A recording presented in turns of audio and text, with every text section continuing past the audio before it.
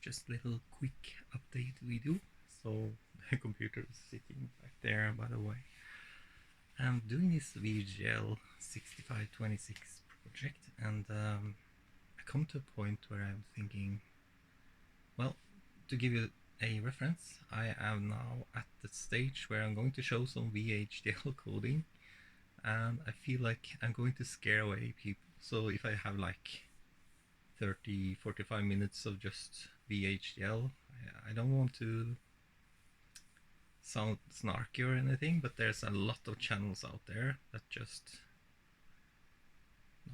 but they have interesting content, but they leave out many of the design decisions because maybe you want to just have a minute or 5-minute videos. There's enough of those channels, but my channel, I want to be for those who want to see the little tiddy bits in coding and hardware description language, and yeah, so that was the one thing I wanted to say. So this is just a little update, and I think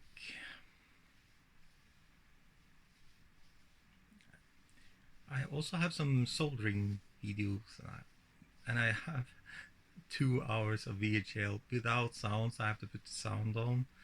So, but after that, I have some videos where I explain time of day and the coding. So I can take those 2 hours of VHL coding where I just prepare the code for, I think it was timer B and port A and port B,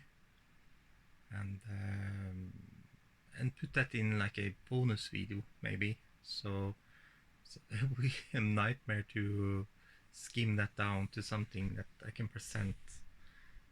Don't know why I did that, but it's not so easy to make videos, and because usually when I have time, it's at night, and then yeah, well, I need to be quiet. so so but anyway, it's been fun, so I hope I don't scare everybody away from my channel.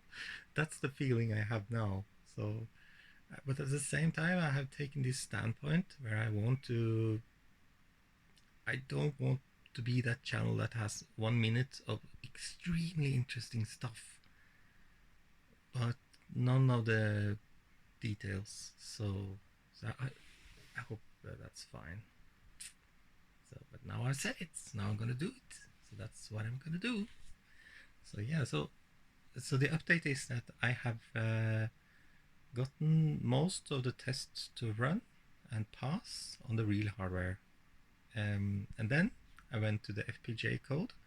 And then I've done some modifications, and then my FPGA code is also almost passing.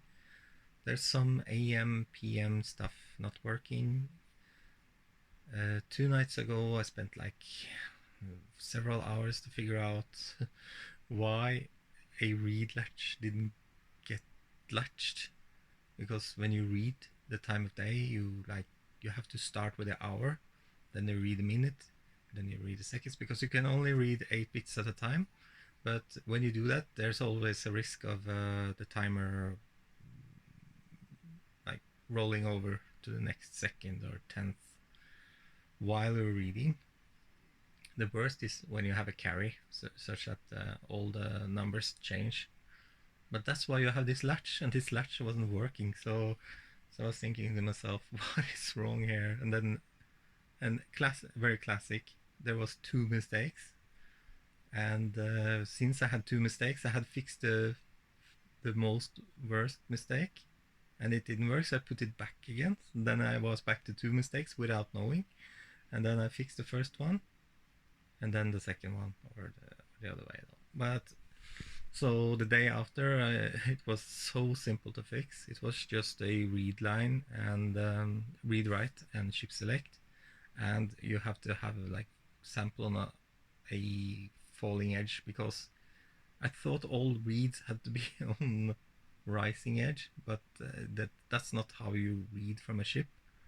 What you do is that you just look for read write signal and chip select, and then you put the data out on the bus.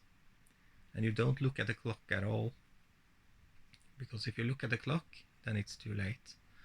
So, but I was going to, when there was a read, I was actually going to write into latch, so therefore I had like, it was actually a write I was going to implement. So yeah, so I fixed that. So I will show that in the video, and yeah. So I don't know what more to say, but there will be videos very soon.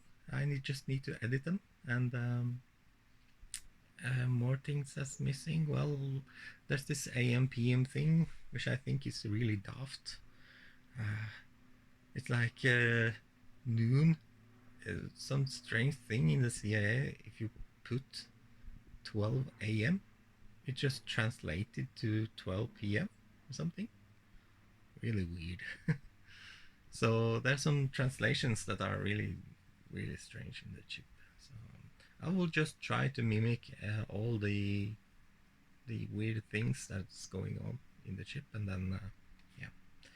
So just a little update. There will be videos soon, and I think I will make several videos where I split the VHDL from the hardware, but it's not so easy because it screws up the timeline. Okay, see you another time. Bye bye.